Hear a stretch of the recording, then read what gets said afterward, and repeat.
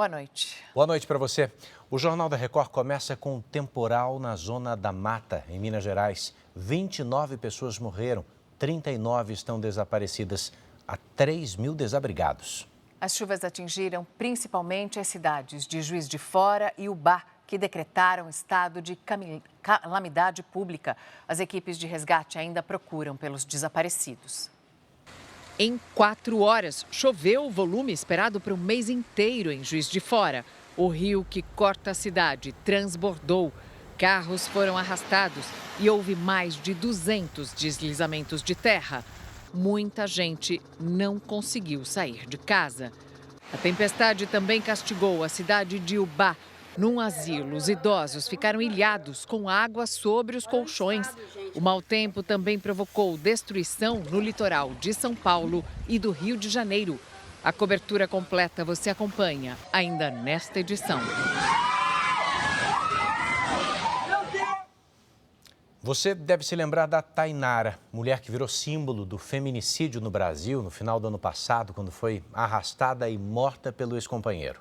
Agora, uma amiga dela, Priscila, também foi assassinada pelo companheiro e esse não é o único caso das últimas 24 horas na Grande São Paulo. Priscila Versão tinha 22 anos e foi levada ao hospital pelo próprio companheiro, mas já sem vida. David Pereira, de 35 anos, disse que teve uma discussão com Priscila na madrugada. Ele foi preso em flagrante. A vítima tinha hematomas e marcas de queimadura pelo corpo. Falou que ela tinha subido no portão, ela foi pular o portão, caiu e bateu a cabeça no chão, sem que ele visse. E isso ia causar vários hematomas no corpo dela, só uma queda de um pulo de um portão. Isso é conversa para boi dormir, né? Priscila tinha 3 filhos. Ela morava no mesmo bairro da amiga Tainara Santos, que morreu em dezembro aos 31 anos. Ela também foi vítima de feminicídio. Teve as pernas amputadas depois de ser atropelada e arrastada na marginal Tietê. O suspeito do crime era o companheiro, que está preso. A defesa dele não foi localizada.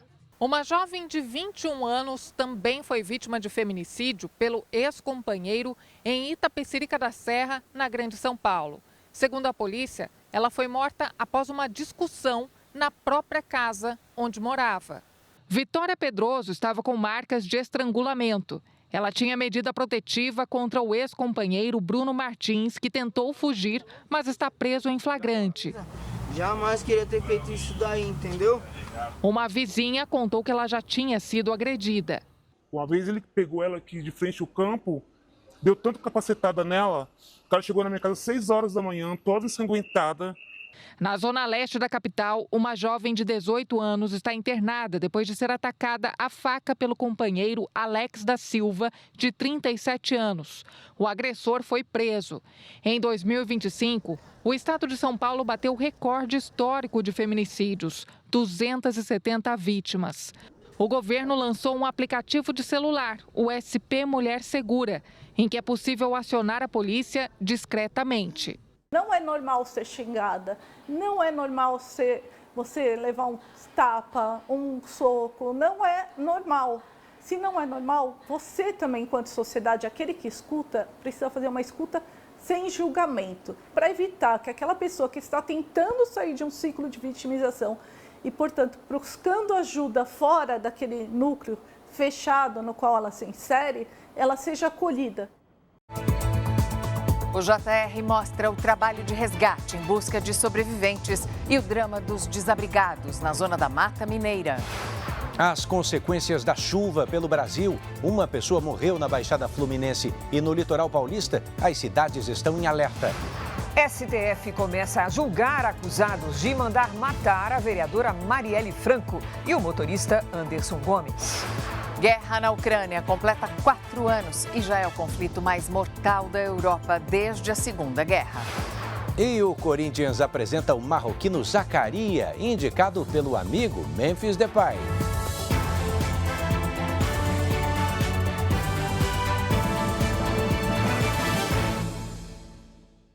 Oferecimento Bradesco. Chama o Pix com crédito para parcelar suas compras.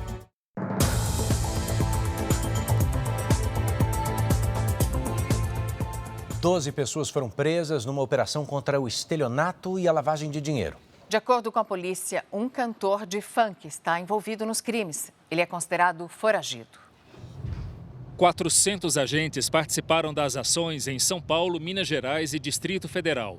A polícia foi até a casa de João Vitor Ribeiro, conhecido como MC Negão Original, neste condomínio em Arujá, na região metropolitana de São Paulo. Mas ele não foi encontrado. O cantor, segundo a polícia, teria emprestado imóveis para a quadrilha aplicar golpes. Ele é considerado foragido. Foi identificado ligações entre ele com membros dessa associação criminosa, inclusive com apartamentos que eram utilizados como base para cometimentos de crime de estelionato. 12 pessoas foram presas suspeitas de integrar o esquema. São ao menos 36 imóveis registrados em nome de laranjas, 100 milhões de reais em 86 contas bancárias bloqueados pela Justiça. O patrimônio incluía também veículos de luxo e embarcações. De acordo com a investigação, fintechs eram usadas para movimentar os valores. Os golpes mais comuns eram o do falso advogado e contra beneficiários do INSS.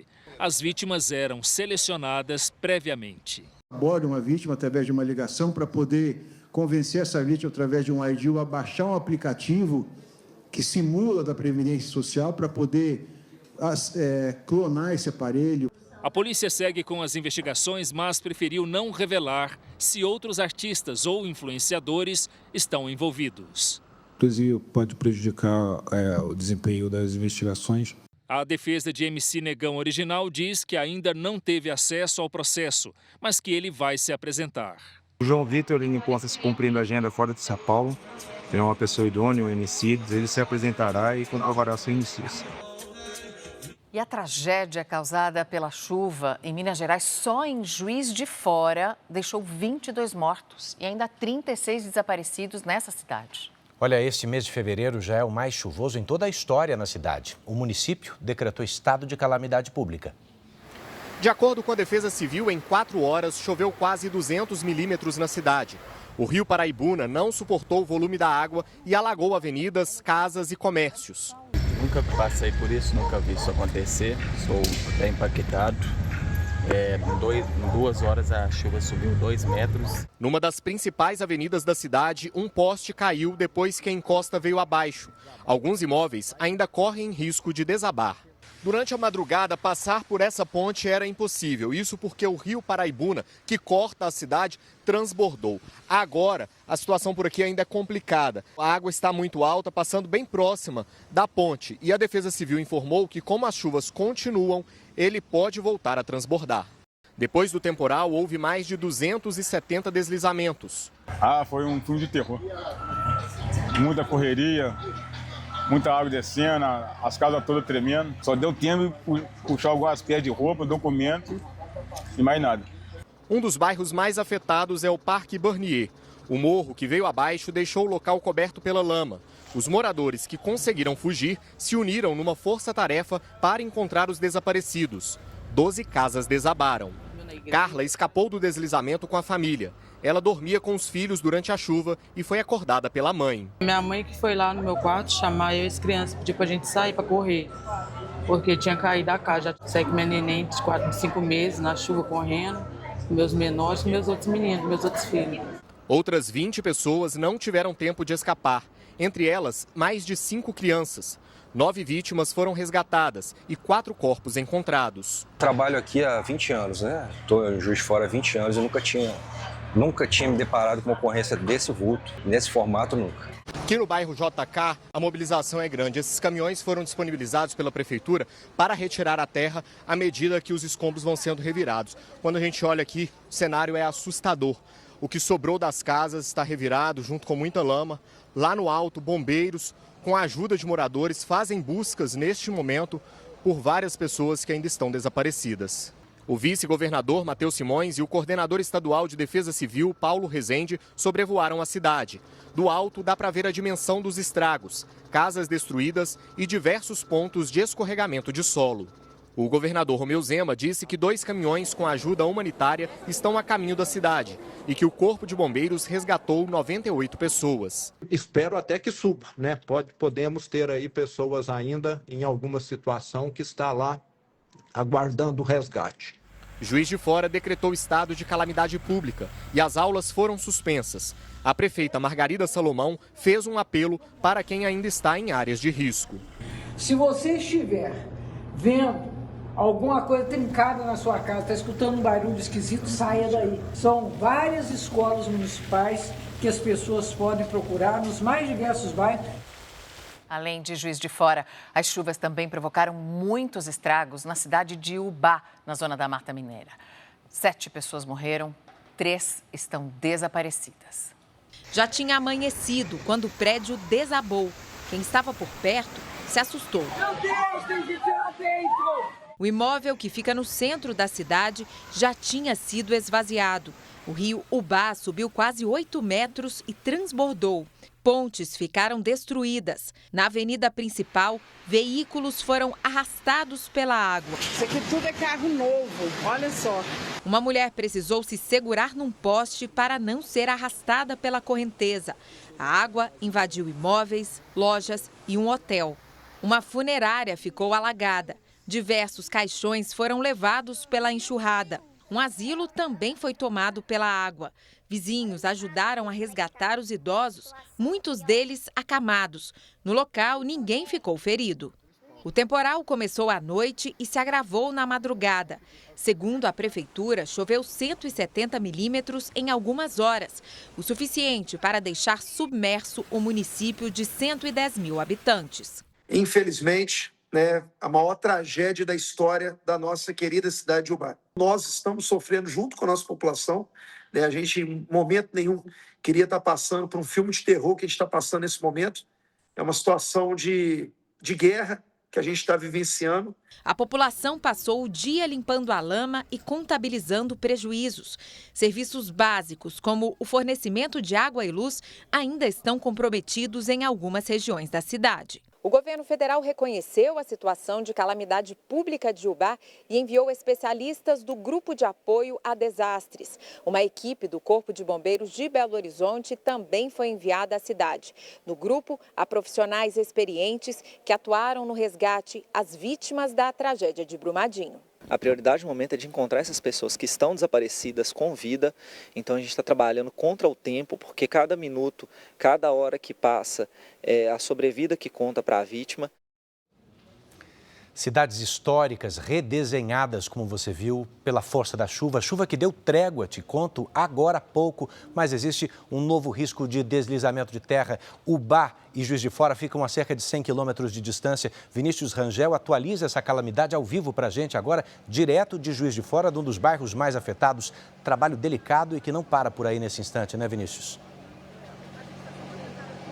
Exatamente, Edu, boa noite. As buscas continuam mesmo durante a noite, viu? Mais equipes dos bombeiros chegaram aqui, são 35 militares e 3 cães farejadores empenhados nessas buscas. 5 corpos foram encontrados aqui no Parque Bernier e 12 pessoas ainda estão desaparecidas. O Instituto Nacional de Meteorologia, o INMET, emitiu um alerta vermelho para o acúmulo de chuvas aqui em Juiz de Fora e também em Ubá.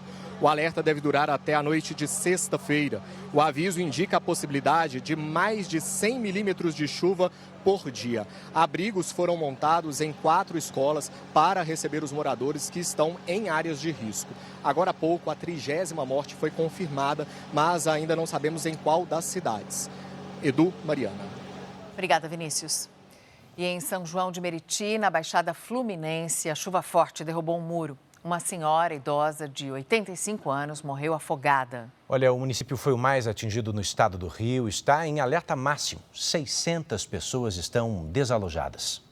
Os móveis destruídos na calçada são de uma família que mais uma vez sofreu com a chuva. Quando eu cheguei aqui, minha mãe estava dentro de casa chorando, com a casa cheia de lama, botando as coisas para fora. Eu peguei com o pessoal, coloquei meus móveis para fora, que eu ganhei de doação do ano passado, que encheu tudo. São João de Meriti entrou em estágio de alerta máximo por causa das fortes chuvas. Foi desesperador. Eu gritando socorro para sair, que minha casa também encheu. As inundações deixaram cerca de 600 pessoas desalojadas. A enxurrada derrubou um muro de uma casa e provocou a morte de uma idosa de 85 anos. Ela era uma senhora acamada que, infelizmente, acabou morrendo afogada. A enchente encobriu a avenida. Depois da tempestade, a gente consegue ver a dimensão dos estragos. Essa cratera se formou no concreto e interditou boa parte da calçada. No Rio de Janeiro, além de São João de Meriti, Mangaratiba e a capital seguem com riscos de inundações e deslizamentos em áreas vulneráveis. Segundo o Instituto Nacional de Meteorologia, a chuva deve continuar forte até o final de semana. Com lama por toda parte, o dia foi de muito trabalho. Quem enfrentou o temporal teme que o pesadelo se repita. Tu vê as coisas que você vive anos para construir, sendo levado para a chuva. Ainda nesta edição, você vai ter novas informações sobre a emergência das chuvas em Minas Gerais. O Supremo Tribunal Federal e o Congresso Nacional vão criar uma regra de transição para regulamentar o pagamento dos chamados penduricalhos do serviço público.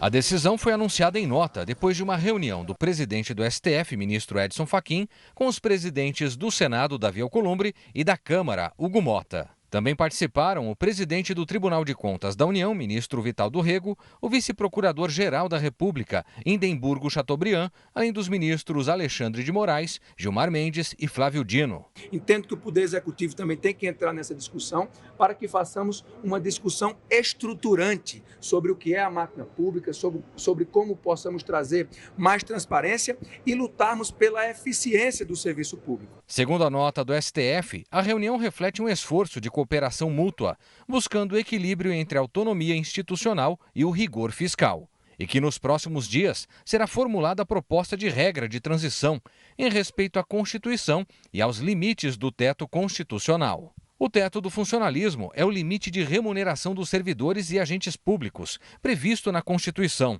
hoje de mais de R$ 46 mil. Os ministros Flávio Dino e Gilmar Mendes suspenderam os pagamentos das verbas indenizatórias, gratificações e auxílios que, somados, extrapolam esse limite. A proposta de transição vai ser construída em conjunto pelo Congresso e Supremo. No começo do mês, Dino deu prazo de 60 dias para que os três poderes adotem mecanismos para cortar pagamentos sem previsão legal. E cobrou que o Congresso crie uma lei específica para limitar os penduricalhos. O consenso, no entanto, é de que a solução deve ser construída a partir de uma ampla reforma administrativa em todas as esferas de poder. O ministro Gilmar Mendes decidiu que os penduricalhos só podem ser pagos a integrantes do Poder Judiciário e do Ministério Público quando estiverem previstos em lei, aprovada pelo Congresso. Ele também deu prazo de 60 dias para a definição das regras. Mesmo com as restrições, o órgão especial do Tribunal de Justiça do Rio Grande do Sul aprovou um pedido de pagamento retroativo de licença compensatória a juízes, feito pela Associação dos Magistrados do Estado. Ao Jornal da Record, o tribunal afirmou que o caso foi submetido ao Conselho Nacional de Justiça e que não haverá qualquer pagamento antes de uma confirmação do órgão. Ainda hoje, direto do STF, os detalhes do começo do julgamento dos acusados de mandar matar a vereadora Marielle Franco e o motorista Anderson Gomes. E veja também, o Corinthians apresenta reforço marroquino para o Campeonato Brasileiro. A luta de uma mulher para reencontrar o filho desaparecido e reunir a família de novo. A novela Coração de Mãe estreia daqui a pouco, logo depois do Jornal da Record.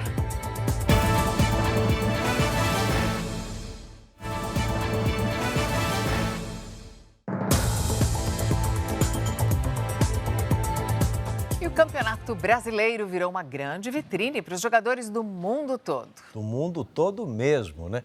Desde que a CBF aumentou o limite de estrangeiros em campo, o número de países representados por aqui, só aumentou. Bruno Lohance, na área.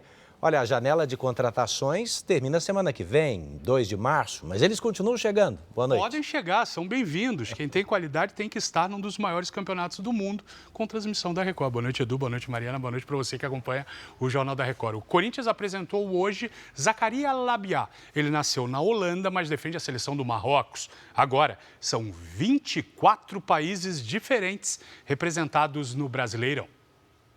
Zakaria Labiad é amigo de Memphis. Os dois jogaram juntos no PSV da Holanda. E foi o camisa 10 do Corinthians que indicou o colega ao clube brasileiro. We had a great time together. We won trophies. And I hope I can continue in this way with him. Zaccaria nasceu na Holanda e é filho de pais marroquinos. Ele tem 32 anos e atuou em grandes clubes da Europa, como Ajax e Sporting de Portugal. Zaccaria não joga desde novembro, quando estava no futebol chinês. Like I'm an experienced player, so I know how my body feels. I think I will be ready for next week. O marroquino é o 6º estrangeiro no time do Corinthians. Ele vai participar de um campeonato brasileiro que está cada vez mais internacional. Por enquanto, são mais de 150 atletas de outras nacionalidades que vão participar do principal campeonato do país. O futebol, que exporta jogadores para o mundo inteiro, está equilibrando a balança. Os argentinos são maioria por aqui, seguidos pelos uruguaios e colombianos. Cada time pode relacionar até 9 estrangeiros por partida e colocar 7 em campo ao mesmo tempo. A janela de contratações fecha daqui a uma semana e mais estrangeiros podem pintar por aí. Memphis já ganhou o coração dos corintianos. Labiad acabou de chegar, mas começou bem com a escolha das palavras que arriscou em português. Vai, Corinthians! Entre os 20 treinadores da Série A do Brasileirão, 9 são estrangeiros. Depois da demissão do argentino Jorge Sampaoli, o Atlético Mineiro anunciou outro argentino para comandar a equipe. Eduardo Domingues estava no Estudiantes da Argentina e assinou contrato com o Clube Mineiro até o fim de 2027. O novo treinador vai se apresentar ao elenco amanhã em Porto Alegre para o jogo contra o Grêmio pelo Campeonato Brasileiro. Estou muito contente, muito motivado de fazer parte de um time tão importante.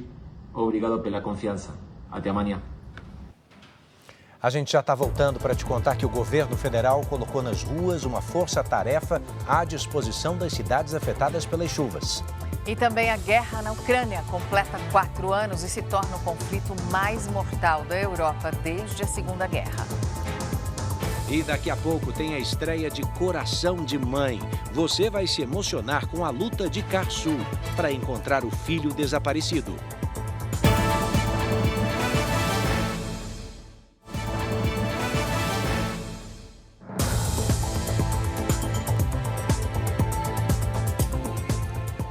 O Jornal da Record volta a falar sobre o temporal que provocou destruição na zona da Mata Mineira. O governo federal reconheceu a situação de calamidade pública nas cidades de Juiz de Fora, Ubá e Matias Barbosa.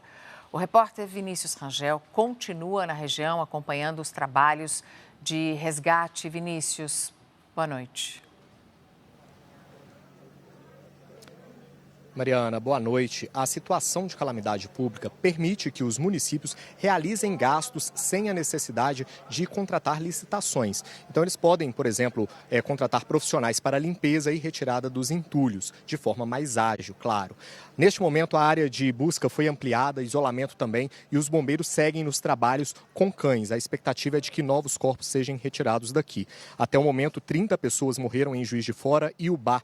Quase 40 permanecem desaparecidas. O número de desabrigados passa de 3 mil, já que rios transbordaram e a água invadiu os imóveis. Além disso, por causa do solo encharcado, houve mais de 270 deslizamentos de terra, que inclusive soterraram famílias inteiras. A Polícia Civil de Minas Gerais montou uma força-tarefa para identificar todos os mortos causados pelos temporais. Mariana, Edu.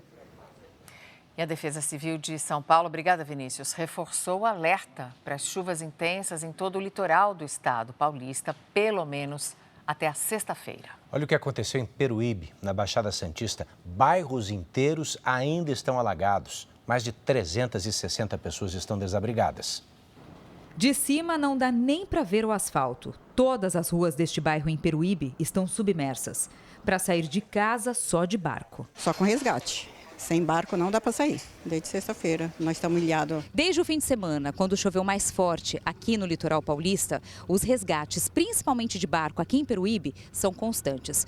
Essa equipe da Polícia Ambiental está patrulhando agora esse bairro que está completamente debaixo d'água. Enquanto eles navegam aqui pelas ruas, sempre surge algum morador pedindo ajuda. Cristiane deixou as filhas para buscar comida. A minha rua está batendo na cintura, dentro de casa, na canela. No meio do caminho, ela encontrou um grupo de moradores entregando marmitas. O pessoal não quer sair de casa e também não consegue cozinhar por conta que o fogão tá boiando. Muitos não deixam as residências com medo de invasão. Realizar a segurança para as casas não serem saqueadas. E para os moradores que de última hora precisarem de hospital, de acesso, nós realizamos esse transporte. Severino acena de longe para os policiais. Ele foi ver como está a casa da mãe. A idosa foi levada para um abrigo. As coisas tudo molhadas, tudo embaixo d'água, muita água, mais uma vez. Ela vai ter que reconstruir tudo. A chuva diminuiu nesta terça-feira, mas o nível da água custa baixar. E nós temos aí um boletim informando que vai ter pico de maré, frente fria chegando, ressaca para o final de semana. Então, possivelmente, a gente vai ter aí uns dias de trabalho com esse transtorno que vocês estão vendo. A prefeitura mantém os abrigos temporários em escolas, onde estão mais de 360 pessoas. A gente saiu de casa com a roupa do corpo, mas toda molhada. Quando eu saí da minha casa, a água já estava dando até o pescoço. Em Ubatuba, no litoral norte, os moradores começaram a voltar para casa. Mais de 400 residências foram afetadas pela enchente. E do sudeste para o centro-oeste, em Goiás, a Prefeitura de Jussara decretou estado de calamidade por causa dos temporais, que danificaram 150 casas. A chuva provocou o transbordamento dos córregos em Jussara, a 220 quilômetros de Goiânia. 157 casas ficaram debaixo d'água e cerca de 500 pessoas estão desalojadas. Abrigos improvisados foram montados para receber os moradores. A prefeitura decretou estado de calamidade. Em poucas horas, o município registrou o volume de chuva esperado para quase uma semana. O Brasil entra no período mais crítico do verão e os episódios de chuvas extremas podem se repetir. Lidiane Sayuri é quem traz os detalhes para a gente. Oi, Lid, boa noite. Oi, Mariana. Olha, de forma geral, em 3 dias já choveu mais do que esperado para o mês inteiro em cidades do Sudeste e Centro-Oeste. Boa noite a você, Edu, boa noite. E uma boa noite para você que está com a gente. A formação de uma circulação de ventos entre Rio de Janeiro e Espírito Santo mantém o Sudeste na rota dos temporais. Em Belo Horizonte, o sol até aparece, mas a chuva não dá trégua. Máxima de 26 graus. Em São Paulo, sol com muitas nuvens e chuva a qualquer hora, faz até 29. Em Salvador, calor e chuva no fim da tarde, faz até 30. Destaque para Juiz de Fora, Minas Gerais. Tem previsão de temporais nesta quarta-feira. Na quinta, a chuva se intensifica à tarde e à noite. Na sexta, o volume diminui, mas não para. Máximas de 27 e 26 graus. Temos a formação de um longo corredor de nuvens de chuva entre o norte e o sudeste, passando pelo centro-oeste.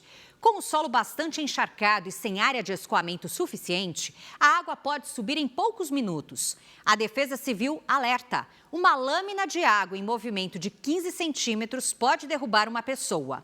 Com 30 centímetros, a força da correnteza já é capaz de arrastar um veículo. Se estiver de carro ou moto e não conseguir evitar o trecho alagado, mantenha a aceleração constante até alcançar um lugar seguro para parar. E nunca enfrente enxurradas. As imagens de satélite mostram muita nebulosidade espalhada sobre o Brasil.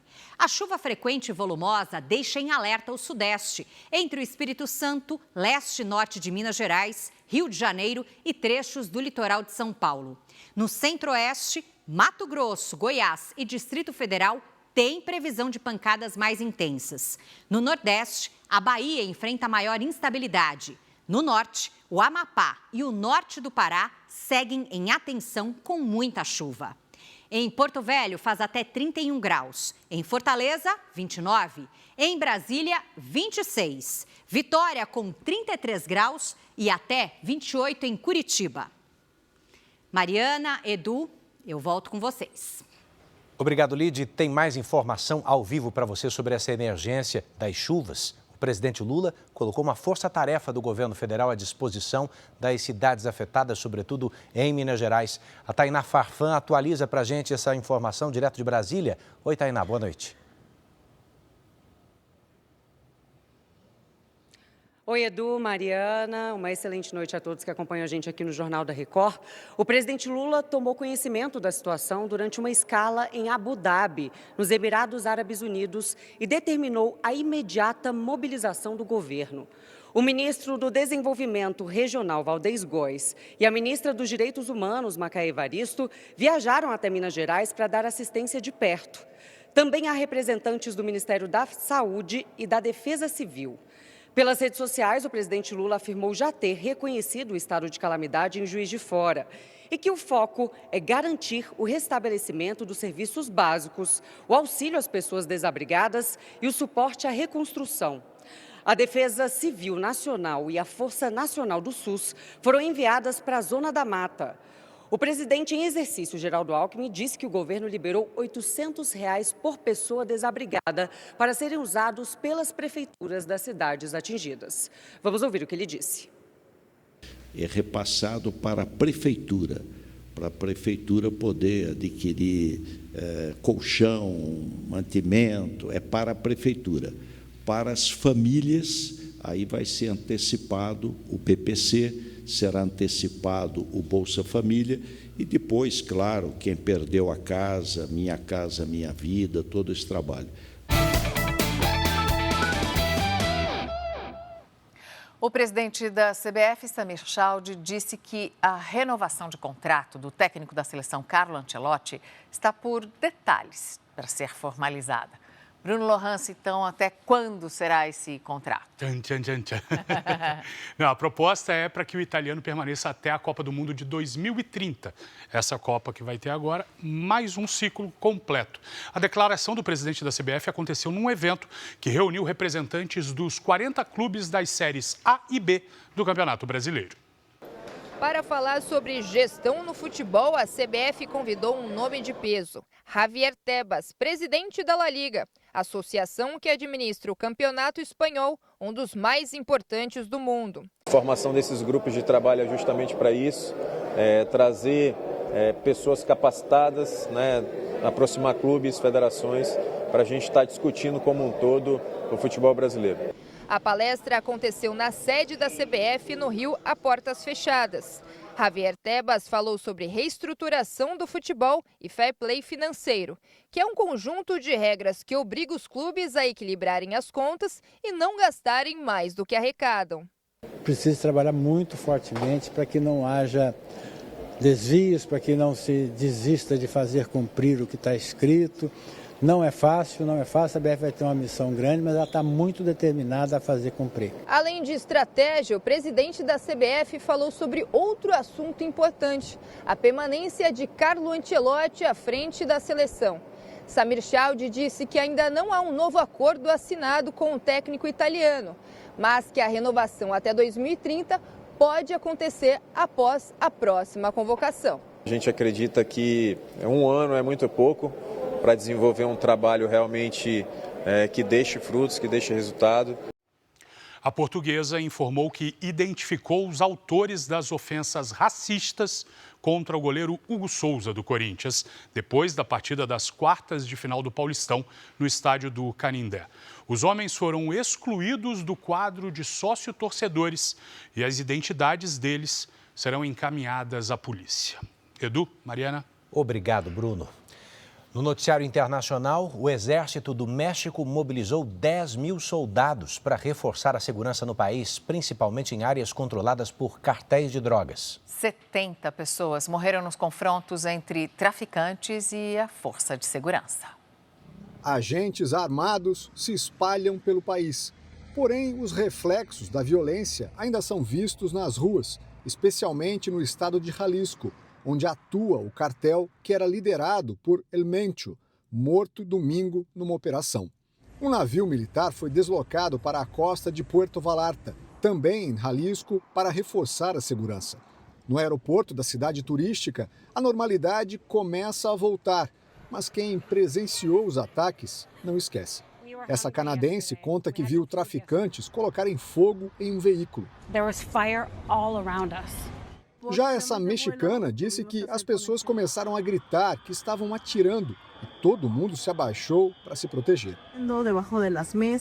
México, Estados Unidos e Canadá vão sediar em menos de 4 meses a Copa do Mundo de Futebol.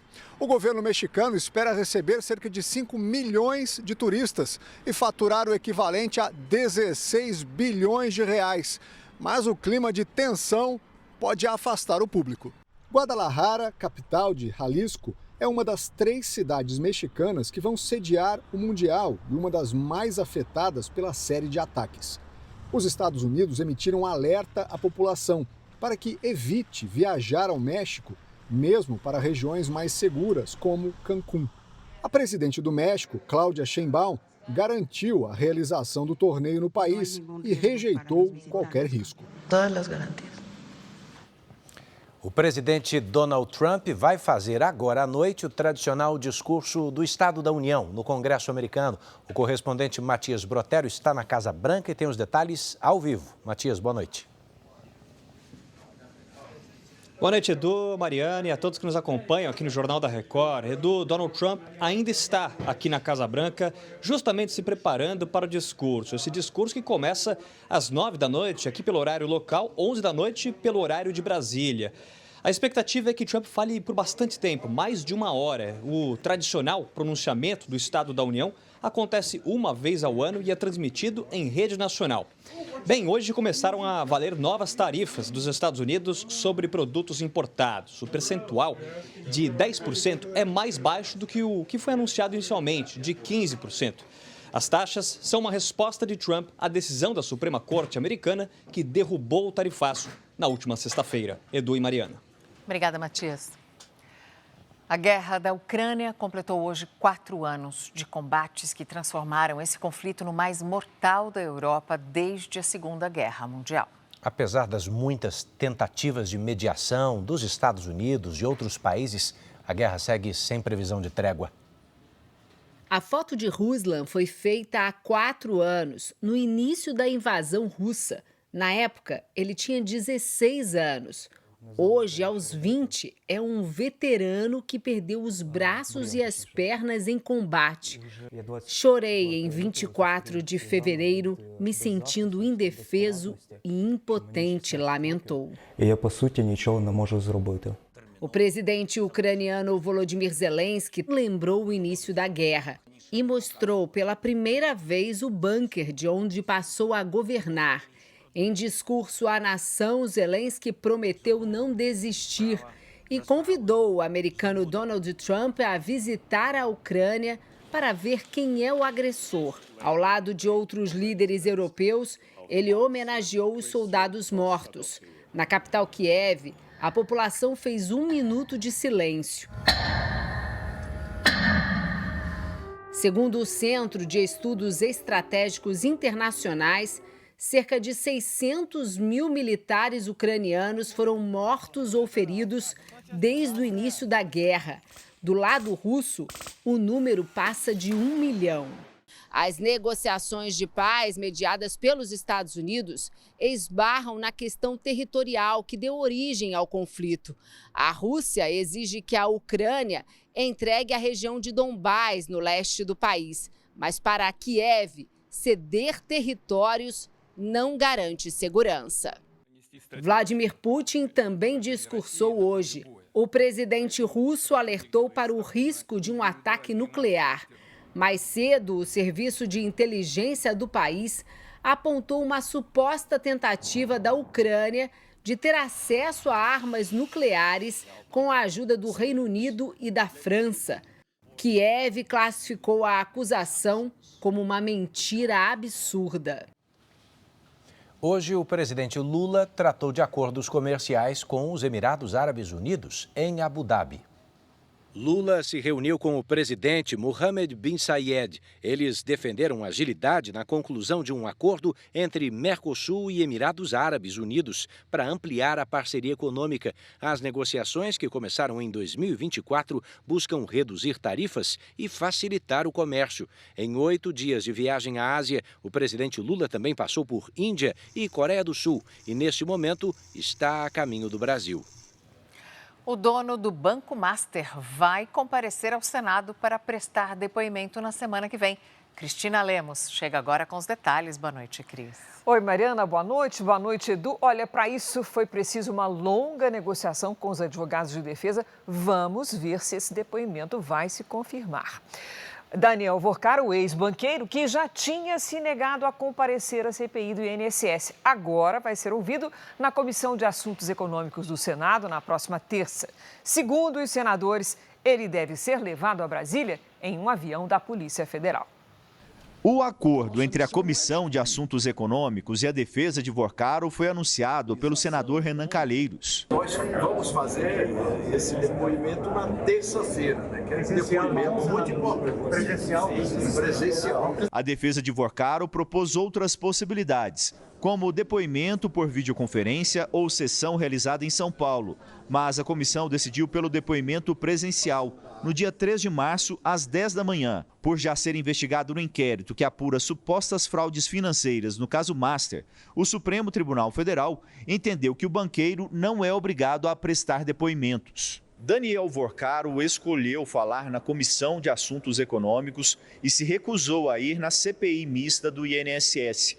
Os advogados dele alegam que a CPMI não deu garantias de que o único assunto tratado seriam as possíveis irregularidades na contratação de empréstimos consignados de aposentados e pensionistas.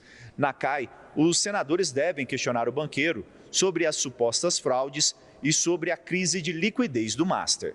Daniel Vorcaro vai ser levado a Brasília em um avião da Polícia Federal. O voo foi acertado em reunião dos senadores com o relator do caso Master no Supremo, ministro André Mendonça. O ministro nos comunicou que está disposto a disponibilizar toda a estrutura da Polícia Federal para fazer o transporte de forma voluntária do senhor Vorcaro. E começou hoje no STF o julgamento dos acusados de mandar matar a vereadora Marielle Franco. A Procuradoria-Geral da República pediu a condenação dos 5 acusados pela morte dela e do motorista Anderson Gomes. As famílias de Marielle Franco e Anderson Gomes acompanharam o primeiro dia de julgamento, junto com a ex-assessora Fernanda Chaves, que sobreviveu ao ataque. Uma dor de uma mãe depois de tanto tempo. Mas é para dizer que a gente confia muito nessa instituição que tem dado resposta para o Brasil e para o mundo. Para o Ministério Público, Chiquinho Brazão, ex-deputado federal, Domingos Brazão, conselheiro afastado do Tribunal de Contas do Rio de Janeiro, Rivaldo Barbosa, delegado da Polícia Civil do Rio, Ronald Paulo de Alves, ex-policial militar, e Robson Calixto Fonseca, ex-assessor do Tribunal de Contas do Rio, planejaram o atentado. O crime aconteceu no dia 14 de março de 2018, no Rio de Janeiro. Comprovada a autoria e materialidade dos crimes pelos quais foram denunciados, o Ministério Federal requer aqui a integral procedência da ação, o que inclui também a indenização a título de danos morais e materiais sofridos em decorrência das práticas delitivas. Os 5 se tornaram réus em 2024, quando o STF aceitou a denúncia da Procuradoria-Geral da República, baseada no acordo de colaboração firmado com Rony Lessa. O ex-policial militar foi responsável pela execução do ataque e já foi condenado. O crime teria sido encomendado por causa da atuação de Marielle Franco contra loteamentos ilegais. As defesas contestaram a delação de Rony Lessa e negaram a participação dos acusados no crime. Não estamos em situação de dúvida sobre a participação. Nós estamos na situação em que a defesa provou que ele não participou. Dezenas de pessoas presas e não encontraram uma pessoa, não existe, ministra Carmen Lúcia, que diga que Rivaldo é corrupto. O julgamento deve terminar amanhã com os votos dos 4 ministros que atualmente compõem a primeira turma. Se forem condenados, os ministros ainda vão definir o tamanho das penas. Todas as atenções voltadas para o Supremo. Mariana, Edu? É isso, Cris. Muito obrigado. Agora, um caso que tem chamado a atenção do país também. O Ministério Público de Minas Gerais recorreu da decisão do Tribunal de Justiça do Estado que absolveu um homem de 35 anos que havia sido condenado pelo estupro de uma menina de 12. O pedido de revisão da sentença tramita na 9ª Câmara Criminal, a mesma que absolveu o acusado e a mãe da menina. Ou essa decisão vai se conformar às pretensões da sociedade, a que o Ministério Público defende, ou então o Ministério Público lutará para que ela prevaleça, para que essa solução venha por meio do STF ou do STJ, conforme o caso. O Ministério Público criticou a tese dos desembargadores de constituição de núcleo familiar. A Procuradoria de Justiça ressaltou que uma menina de 12 anos é legalmente incapaz de consentir com uma união estável, mesmo que haja laços de confiança entre o acusado e a família. O crime está configurado, então nós temos aí um precedente que precisa ser observado. O caso ocorreu em 2024 na cidade de Indianópolis, no Triângulo Mineiro. O homem tinha sido condenado em primeira instância a 9 anos e 4 meses de prisão. Mas este mês, o TJ de Minas derrubou a condenação. A mãe, que respondia por omissão e conivência, também foi absolvida. Os votos foram dos desembargadores Magid Nauf Lauer e Valner Barbosa de Azevedo. O processo segue em segredo de justiça e o Tribunal de Justiça abriu uma investigação para apurar o caso. Hoje, a decisão foi discutida em uma reunião entre o presidente do TJ, desembargador Luiz Carlos Correa Júnior, o vice-governador de Minas, Matheus Simões, e o deputado federal Nicolas Ferreira. Normalizar esse tipo de situação é chegar no último estado de degradação moral de uma sociedade. O Tribunal de Justiça de Minas Gerais informou ao JR que esse processo segue em segredo de justiça e que os desembargadores, por isso, ficam impedidos de se manifestar sobre o caso. A polícia prendeu mais de 600 foragidos da justiça numa mega operação no Rio de Janeiro. Há acusados de roubo, latrocínio, tráfico de drogas, pessoas acusadas de pertencer à milícia. O policiamento precisou ser reforçado no entorno da delegacia por causa da ameaça de represálias. A unidade recebeu 2 presos suspeitos de integrar uma milícia que atua na capital e na Baixada Fluminense. Com eles foram encontradas armas com numeração raspada, munição e roupas parecidas com as das forças de segurança. Eles são puxadores de guerra e daí a tentativa, que não vai ter êxito com certeza, de invadir a delegacia para um possível resgate. Em outra frente, os agentes prenderam Matheus Maia de Azeredo, suspeito de envolvimento na morte da produtora cultural Bianca Santos em agosto do ano passado. Estas imagens mostram que pouco depois da vítima entrar no carro, outro veículo se aproxima. Um criminoso vestido de preto desce e efetua os disparos. As investigações demonstram que ele foi contratado por um agiota com quem a vítima teria pego dinheiro emprestado e cometeu esse homicídio covarde. A defesa de Matheus não foi encontrada. O objetivo da mega operação foi prender envolvidos em assaltos, receptação e latrocínio. O roubo seguido de morte em todo o estado. As investigações identificaram a atuação de facções criminosas em 80% dos roubos de veículos e em 90% dos roubos de cargas. Já são fontes de renda do crime organizado. Ele já tem na estrutura criminosa deles pessoas especializadas nesse tipo de crime e eles emprestam as armas para que eles saiam da favela e acabem roubando essas pessoas. Agora você vai conhecer uma central clandestina a serviço dos golpes. Esse equipamento disparava mensagens fraudulentas, mas foi descoberto em São Paulo. Com esse equipamento, os criminosos derrubavam o sinal das operadoras e conseguiam invadir os celulares das pessoas que estavam por perto. Assim que a Anatel identificou de onde vinha o sinal, os policiais invadiram o apartamento. Polícia! Vai! Dentro do imóvel, num bairro movimentado, funcionava uma estação clandestina para o disparo de mensagens de SMS. Um suspeito foi preso. O equipamento apreendido pela polícia funciona como uma espécie de antena capaz de bloquear o sinal das operadoras.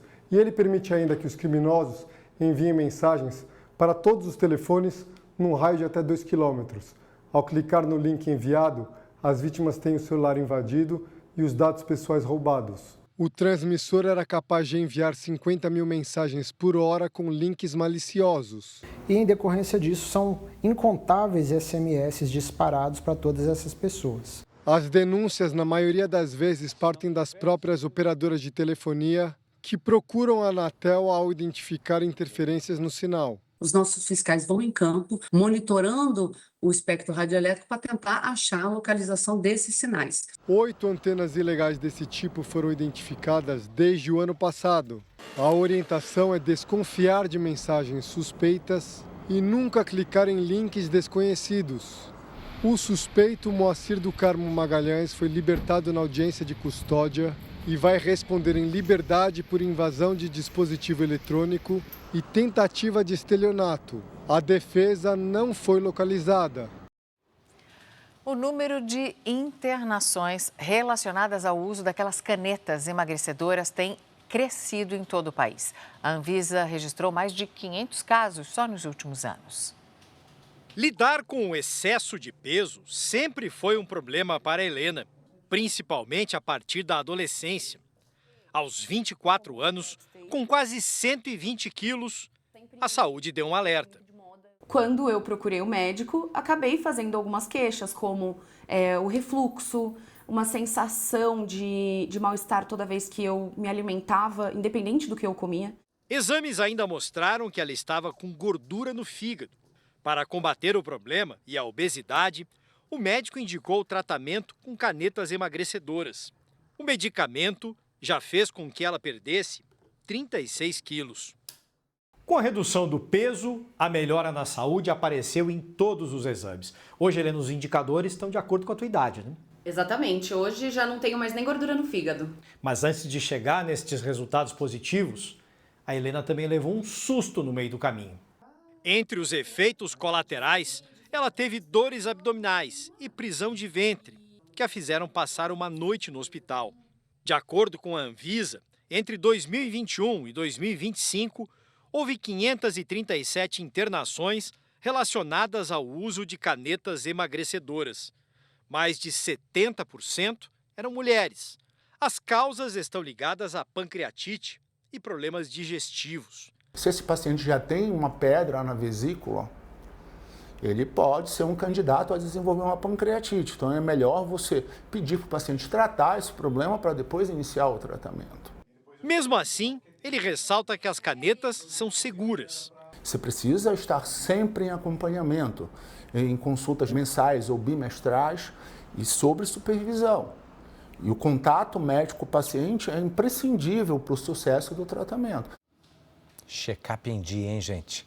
O Jornal da Record volta à 00:30. Você pode conferir essa edição no Record Plus, em todas as nossas plataformas digitais. Programação da Record ao vivo e de graça no Record Plus.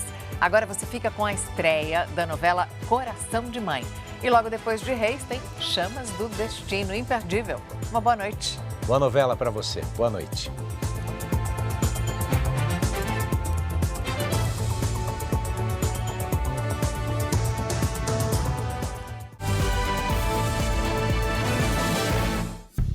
Bradesco. Entre nós, você vem primeiro.